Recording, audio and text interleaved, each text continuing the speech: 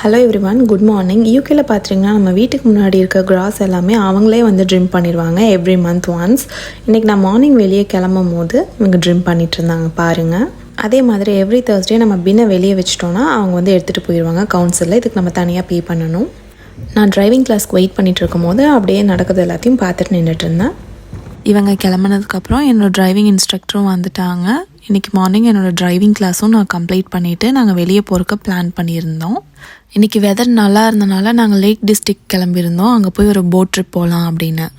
Finally இந்த பிளேஸ்க்கு வந்துட்டோம். நிறைய டக்ஸ் அண்ட் ஸ்வான்ஸ்லாம் இங்கே புல்லில் நின்றுட்டு இருந்துச்சு பாருங்கள். எங்கள் வீட்டிலேருந்து இந்த பிளேஸ் வரைக்கும் 1.5 hours எடுத்துருந்துச்சு. நாங்கள் வந்துகிட்டே இருக்கும்போது பார்த்தா திடீர்னு மழை வந்துருந்துச்சு. நல்ல வேலை கார் பார்க் பண்ணதுக்கப்புறம் மழை நின்றுச்சு.